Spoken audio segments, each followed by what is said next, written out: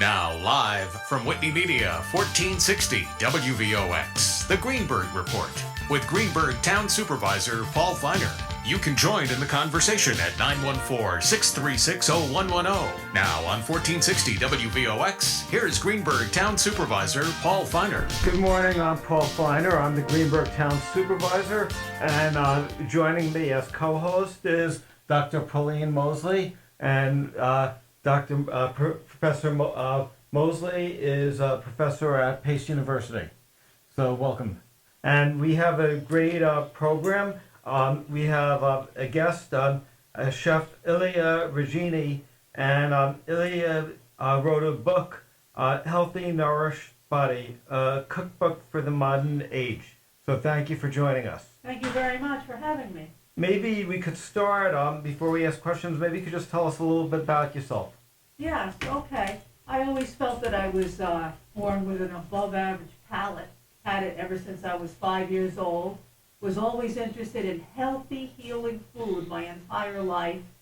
And after my career finished with foreign language, which was my other forte in life, I decided to investigate further into the world of nutrition, holistic healing, yoga, reflexology, but my big passion obviously was in the food industry. So I went to 3 health-related culinary schools and started a business called Healthy Nourished Body. That's great. Do you have a question? Yes, I do. Thank you so much, Paul. And again, welcome, Ilia, to the show. We're so happy to have you here this morning. Can you just share with our audience today, when did your love for cooking first become so apparent? It became apparent, actually, believe it or not, when I was in high school. Wow. I distinctly remember because I grew up in Dutchess County, Okay. and I was about 40 minutes north of the Culinary Institute, the famous Culinary Institute of America.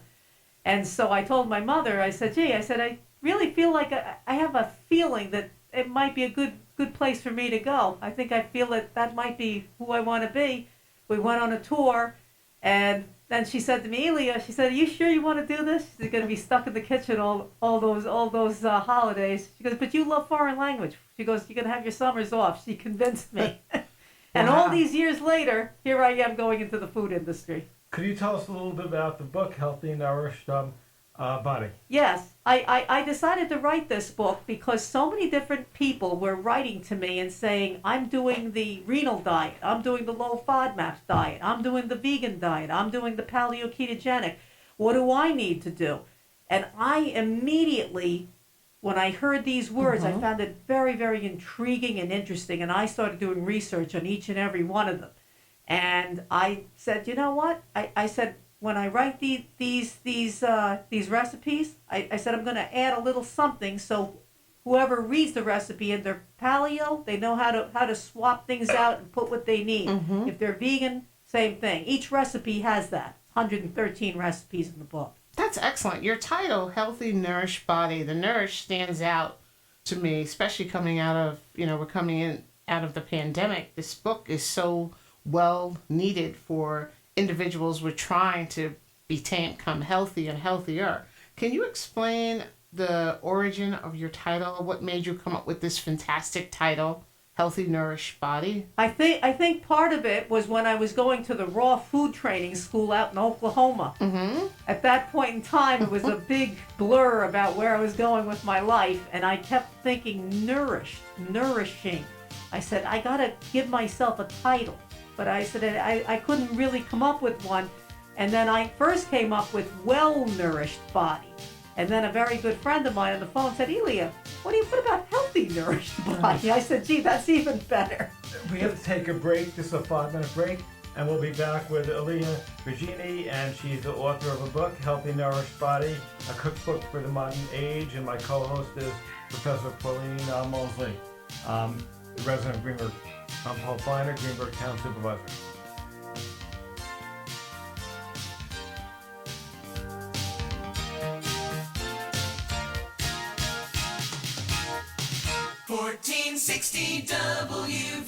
WVOX. Now back to the Greenburgh Report on 1460 WVOX. Once again, here's Greenburgh Town Supervisor Paul Feiner. Morning, Westchester. I'm Paul Feiner. I'm the Greenburgh Town Supervisor, and my co-host is Professor Pauline Mosley, and my guest is Ilia Regini. And Ilia wrote a really interesting book, Healthy, Nourished Body, a cookbook for the modern ages. And Pauline, you had a question? Yes, thank you, Paul. And again, welcome back again, Ilia.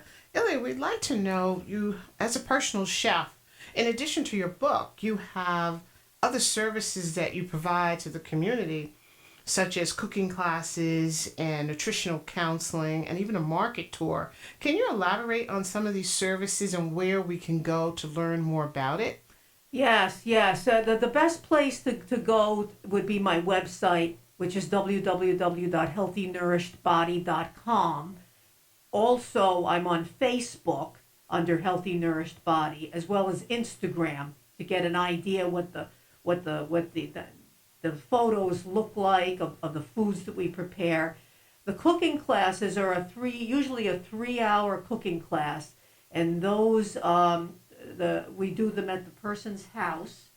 They can be Nice. hands-on or partial hands-on, or just, sitting there enjoying watching me do the cooking and the explanations. We explain all the nutritional benefits of the foods and ingredients that we're using for each dish, and we also teach the knife skills. So Yeah. everybody gets a chance to use the knife. In your book, one of the things that I thought was really interesting, and this is a direct quote, you said, food isn't, or at least should not be, something you simply grab and gobble up 3 times a day to fill you up. Food is both an art and a science. It's about selecting the freshest local and organic produce and combining it with various forms of protein. And you were talking also about grass-fed meats. Could you tell us a little bit about your thoughts?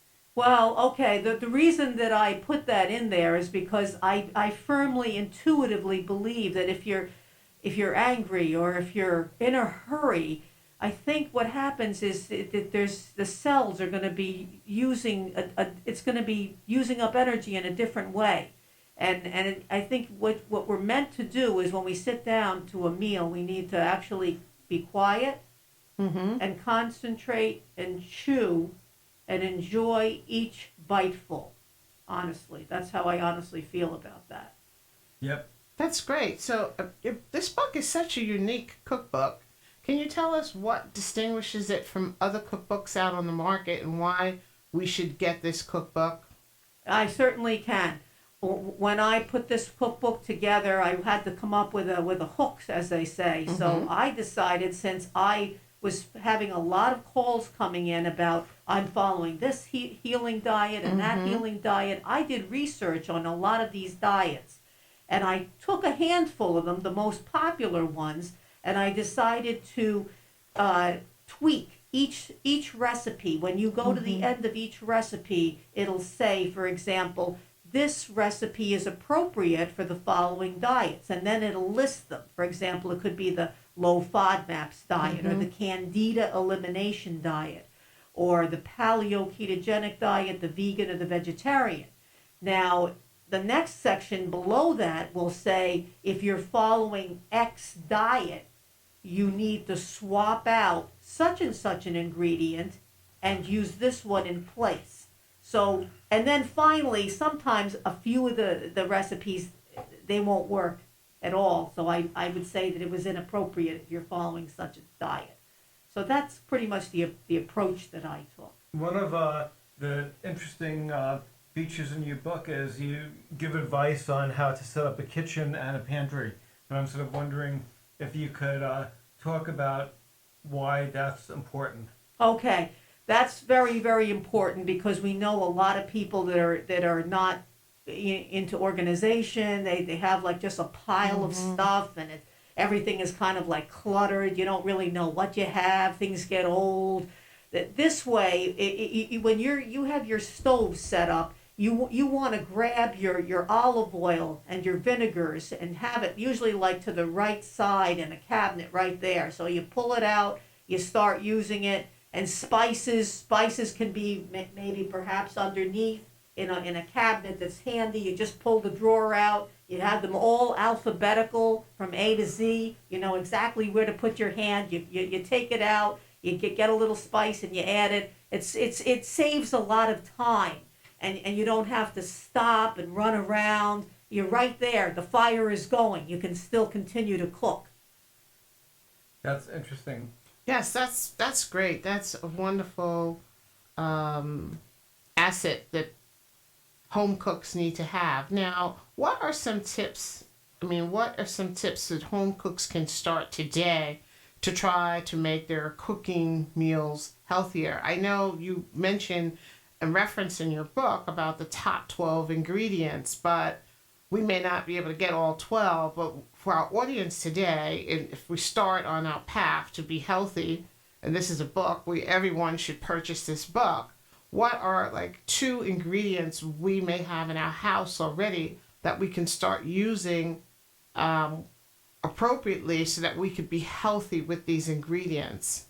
Okay, from that perspective, most people usually have a can of beans. Mm-hmm. It doesn't have to be the top of the line, the Eden brand, but even if it's non-organic, the idea is you want to be able to utilize what you have already on hand, and beans are quick.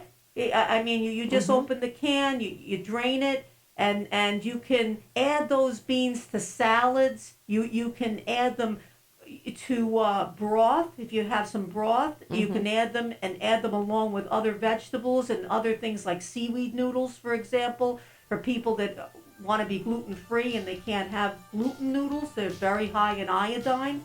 But they're quick, they're nutritious. You can even put them in a food processor and process them so it becomes like a spread. And then you can perhaps add some extra spices. So you can do a lot with something as simple as just a can of beans. Great.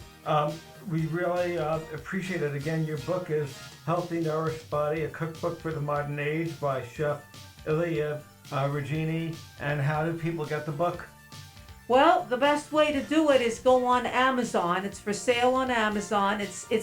We have the name. The name is my business, Healthy Nourished Body, easy to find. And I believe that there's a little preview there, so you can preview it before you purchase it. That is great. I'm Paul Feiner with Pauline Mosley. We'll be right back. Now back to the Greenburgh Report on 1460 WVOX. Once again, here's Greenburgh Town Supervisor Paul Feiner. Hi, I'm Paul Feiner. I'm the Greenburgh Town Supervisor with Professor Pauline Mosley, who's co-hosting the program. Thank you. And we are talking with Chef Ilia Regini about her book, Healthy Nourished Body, a cookbook for the modern ages. How long did it take you to write the book? Well, I started it, actually, you could say I kind of got this inkling to start writing recipes back in 2012, 2013, and I didn't know what it meant. It felt like it was coming through me. I was putting together things, and I felt that I had to write it down. Didn't know what that meant. So I just did it, put it away, put it in a folder, and that was that. Then around 2016, I started seriously thinking about it again. I said, it must have led up to what I'm supposed to do with this. Mm-hmm. So then I started really working on it. 2016 is when I started, and it came out 2022. And people are really going to get their money's worth because you have 331 pages of recipes. And I'm sure there's a recipe in the book and information in the book that could help anyone who loves eating. I believe so. We covered a lot of areas here for diverse diets. That is, that is great. Before Pauline asks a question, I just had a question because sometimes when I go, I'm not a cook at all, so I don't appreciate all the different oils and ingredients. But could you explain what sea salt is? I've always been curious. Sea salt? Well, sea salt, they say, has more trace minerals than the regular salt. And if you actually put your finger into it and you taste it, you notice that it has much more flavor. It may, even if you notice, even it has like a sea, kind of a marine kind of a taste. But the big thing is that it's supposed to have a lot more trace minerals. And it's from the sea? Usually. Yep. That's a dumb question, so I might as well stop while I'm ahead and have you Sure. save it. No, not a problem, Paul. Okay, so who should actually buy this book? Is it for vegetarians, for new brides just learning how to cook, or single people, or college kids in their dorm? Who actually should buy this book? Well, that's the interesting question, because I truly believe that this book can be utilized for various kinds of people. There's a little bit in there for everybody. The recipes are pretty simple to follow. They're not complex.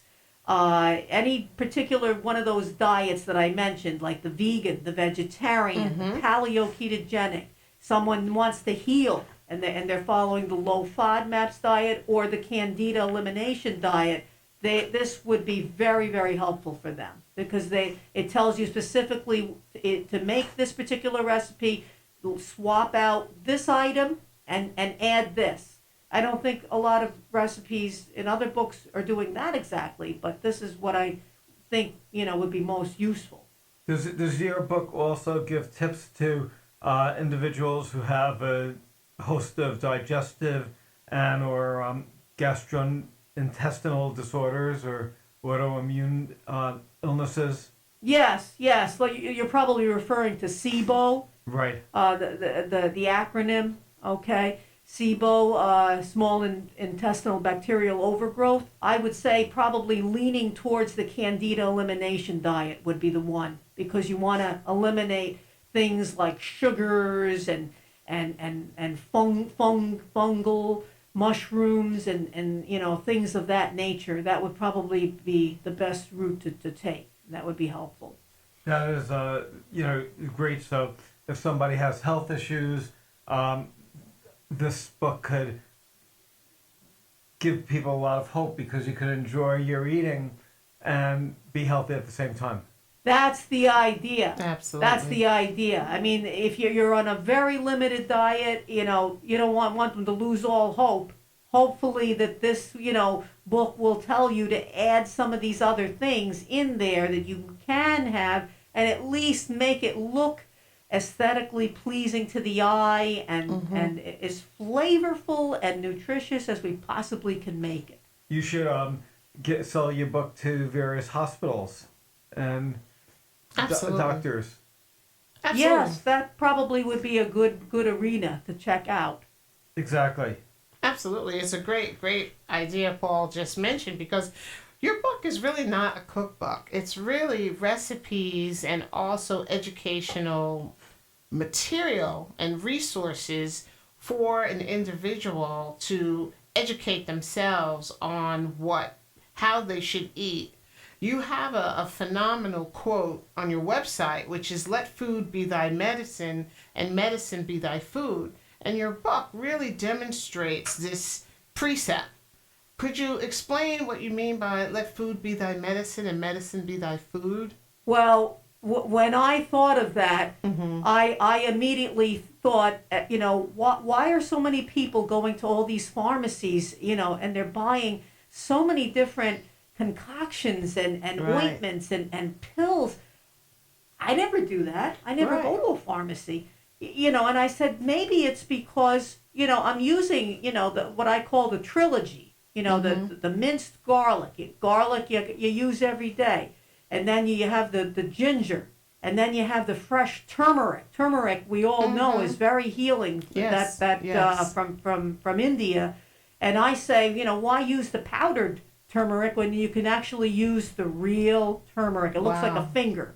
I have a couple of I have a YouTube video on that, and it looks like a carrot when you cut it down. You mince it up. You can add it to soups. You can add it to stews. It's very, very, very, very, very nutritious. And just a few of these simple things, it's amazing what it does to your system. None of us believe that it'll make a difference, but it actually does over a period of time. Yeah, that's excellent, because my doctor recently told me about turmeric for inflammation and ginger, and the combination thereof that actually helps inflammation and helps your body. So this is excellent, excellent. Everyone should run out and get this book because it's not just it's not just recipes, but it's recipes to improve the quality of your life and address underlying health challenges that one may have. So you're educating the reader not just on how to cook properly, but how to utilize spices in a way that can promote healthy living. As your title says, healthy living, and healthy living is a better quality of life. And I think we're all concerned about this coming out of the pandemic. Our health is our greatest asset. And once so, you get used yes. to it, I don't think there's any turning back. But Yes. there's a curve there, a learning curve. It takes Yes, time. it takes time. It takes time. And this is a great resource for someone just immersing themselves in trying to understand how to cook and how to cook healthy. And you've done a phenomenal job with this book. So Well, thank you very much. Thank Appreciate you. that. And you indicate in your book that a meal should be composed of as many as 6 flavors: salty, sweet, sour, bitter, astringent, and pungent. Yes, that's correct. The reason I say that is because most of the time in our everyday life, most people, they concentrate too much on the sweet and the salty. Sweet and salty. What about all these other flavors? They need to be incorporated too. For example, like the green dandelion greens. They have a bitter taste. But if you mix them up, put a few Kalamata olives in there, some cherry tomatoes, put a nice vinaigrette on them. You taste a little bit of the bitter, but you actually enjoy it because you're consuming it with other, maybe sweetness from a beet or sweetness from a yam, and you're getting a little salty maybe from like a potato or something like that. And mushrooms, for example, shiitake has that umami kind of flavor. These are all very important. I think the palate. Yes. I never really knew, and I still don't know to this day if I was born with an above average palate or did I develop at a young age. Don't really know. That's amazing. That's amazing. So a lot of these recipes that you have designed and developed to help people with their eating challenges are also there to taste well. How did you come up with these recipes to be able to intersect healthy recipes with things that taste well? Sometimes things that are healthy for us don't always taste well, but you seem to intersect these two very seamlessly. And how did you, that's just an art, and I think that just differentiates your book from so many other books out on the market, because some recipes just go for the taste, but not only are you combining taste and healthy, but you're also bringing in the aesthetics of how it looks on a plate. And that is a true art, and you're really an expert in this field. So could you just elaborate on how you were able to accomplish this? Because that is really noteworthy. I think a lot of that, is coming from a higher source. Because I've had dreams, over the years about a long wooden table outside someplace with all these different people on there, sitting there, and I would have like a banquet of all these meals, like one lined up after another, and I was like at the head of the table discussing something. It would be a recurring dream that I used to have all the time. And it seems like a lot of that is coming forth now. And as far as answering your other question, I know exactly what you mean about, I used to be when I was growing up, I always liked the sweet and sour taste of like a chicken with pineapple. And I said to myself, wait a second, I know that has MSG in it. Right. I said, how do I make a one that's really all 100% natural? And I experimented. I took a bottle of organic pineapple juice. I took some broth.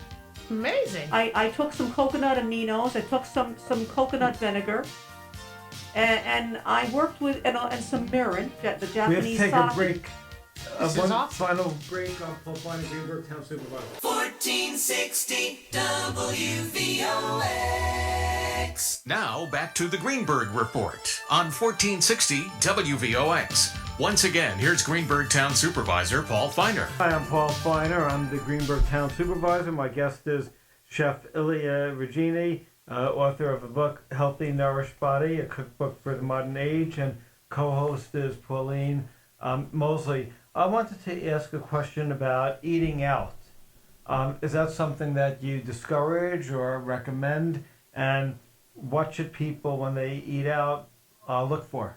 Well, I mean, I'm a person, I'm not too fond, obviously, of eating out because I can just whip something up by opening a refrigerator and say, let's see what I can make tonight. It just comes naturally. But for the people that do want to eat out, I mean, I really think that the whole concept of the restaurant, I think it's starting to change, though, now.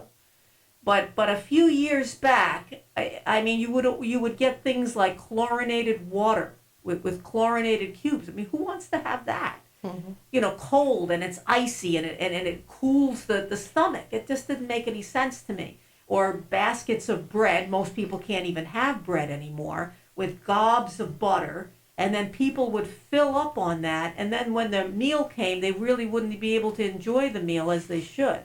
So I just looked at that as a concept, and I said, it just doesn't seem to be, you know, what it should be. And the whole thing, a lot of people go out and they order pizza night after night after night because it's simple, it's easy, you know, but all this bread, all this this gluten and gobs of melted cheese, it's, you know, loading up your system where you know, that's causing a lot of trouble, a lot of problems. So, you know, I know it's not going to be the answer you're all looking for, but you have to dedicate a little bit of time to your own health and be healthier. You have to put the time and effort into it. And is the ambiance at when you're cooking, you know, if you're the way the presentation does that influence people's appetites? I know it has with me. It has for me for years. Instead of just having like you know, a scoop, you know, of just putting something plopped on a plate, you know, take a few seconds longer to, you know, to make it look attractive and beautiful. Maybe with a little bit of parsley. The curly parsley I use for decoration, and the flat parsley I use for flavor. And you can maybe put a basil or a mint leaf. It just, we're all of us, we all deserve that. We don't have to wait to go to a spa. You can turn your own house into a spa on a nightly basis. That's great. That's a great suggestions. I want to talk a little bit about you breaking into this area of food discipline. You know, there's so few women chefs these days, and to see you as a female chef, what advice would you give to young women in particularly, but young students all over who may be interested in becoming a chef? It's just so wonderful how, you know, your mom and your family supported you when you wanted to pursue this path of becoming a chef. And like I said, breaking into this arena as a female is absolutely astounding, and you are a pioneer and a role model because there's so few women in this space. So what could you share with our audience or younger listeners that are listening in on this program today, that how they could, what advice would you give them if they wanted to follow your footsteps and become a chef and maybe down the road be able to write a cookbook, but just breaking into this arena, what advice would you give when you reflect back on your journey? I would say that you have to believe in yourself. It's a feeling. It's a feeling that you have. It comes on very strong. At least it did with me. To answer that question, I'll circle back to that answer again. But I remember when I was up in Maine, we were at somebody's place for the day, and somebody said, "Gee, what are we going to do about food?" And I said, "Hey, I said I can probably whip something up for you." I said, "Well, you know, let me take a look and see what you got in your cabinet and your refrigerator." And sure enough, I don't know what, you know, I could figure it out. I think a lot of it, in my case, it comes from the higher sources. But I don't know if every person is like that. It depends on the individual. But if a person is really passionate about cooking, like I said, it is an art and it is a science combined. You know, they will know it. and they have to believe, oh, I'm not going to believe, oh, so and so says the only way I should make money, I should become a doctor or a lawyer. I mean, that's not really the case. We were all given certain gifts in this life, and you'll know the person may want to start with something small and maybe try a few things and bring them around to various people that they know just to try it. And believe me, the word will spread. The word will spread around. Always believe in yourself. If you think you have the knack and the desire, and that's where it's falling, your gift in life, you will know it, and you will continue along that path. One interesting thing in your book is you talk about beverages and smoothies. Could you tell us a little bit about the importance of, a good beverage and the different options? Okay, well, but basically those smoothies were actually come up because, what are we going to do with fruit? If we have fruit that's getting a little too ripe, it just sits around. A lot of people forget about it, and then it gets dumped out. You can take that leftover fruit. It could be bananas, could be pineapple, could be whatever, and you can chop it up and put it in little baggies and keep it in the freezer. And then, for example, in the summertime when it's pretty hot outside, you can take some of those chunks out, put it in a blender or high-speed, blender, and you can add whatever you want. For those of you that like a little bit of milk, I use a little bit of goat milk. For those of you that are vegan, you can use something like almond milk or oat milk. I think they have Oatly is popular nowadays. You can dress it up as you wish. And at the same time, you can add a scoop of tahini, for example, the sesame spread that gives you energy in the morning. You can add a little bit of algae, for example, that has other benefits. And you'll notice that it kind of gives you great energy all morning long to do what you do. That is really interesting. I'm also wondering if somebody what was I going to say? I lost my train. What about muffins? Muffins, okay. We usually get people that ask for, what can I have for breakfast? The muffins are interesting because they're not too sweet.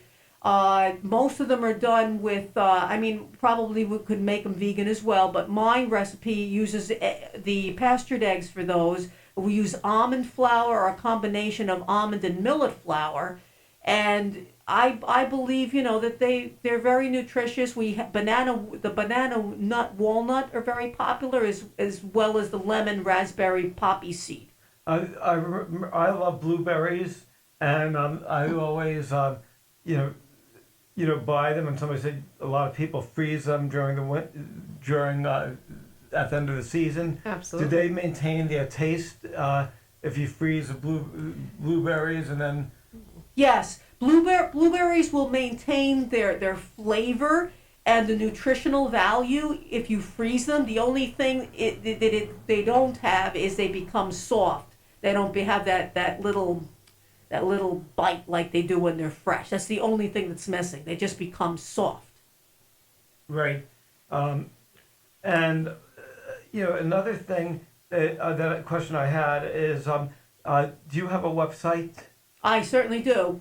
www.healthynourishedbody.com.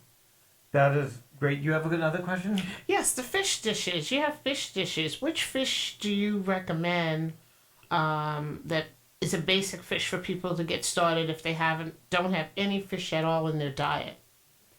I would say that the wild salmon dish, the wild fillet of salmon is very, very nice. It's very popular, I have to tell you. A lot of people order our poached coconut ginger salmon. They like that because we get a good cut of the salmon. I make them in 2-inch strips. I marinate it in the refrigerator. I make the court bouillon, as they call it, and that's bubbling away for a good 25-30 minutes. In this particular case, I use the full fat coconut milk out of the Thai brand, and we also have another one that has white wine in there, but we also put some lemongrass shaved in there, some fresh ginger, some fresh mint, and after it stays there cooking and bubbling away for about 35-40 minutes, it gives a lot of flavor to the fish. Unfortunately, we're running out of time. And again, my guest has been Ilia Regini, Healthy Nourished Body, a cookbook for the modern age, and it's available on Amazon. And if we have a couple seconds left, you also talk about soups in your book. Soups are incredible. I'll tell you all about from a personal perspective.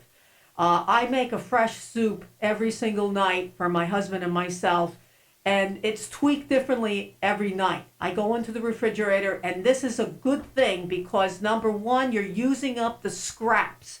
And believe me, it happens to me as well. If I don't use those scraps, they wind up they rot and they go in the garbage. So you use up the scraps, and plus you get a lot more nutrition because think about it. What are you going to put in your soup? You're going to put in leftover pieces of celery and carrots and onions and peppers and broccoli and butternut squash cubes, all left over. And you turn it in. You can add rice, you can add quinoa, you can add seaweed noodles. It's amazing. Every night I concoct something different. Great. Well, thanks so much for joining us, and thank you, Pauline, for joining us. Oh, my pleasure. Co-host, I'm Paul Feiner, and I'll see everybody next week. Thank you very much for having me. Good. Now I'm hungry. Yes. Better go get that book. Thank you. Thank you.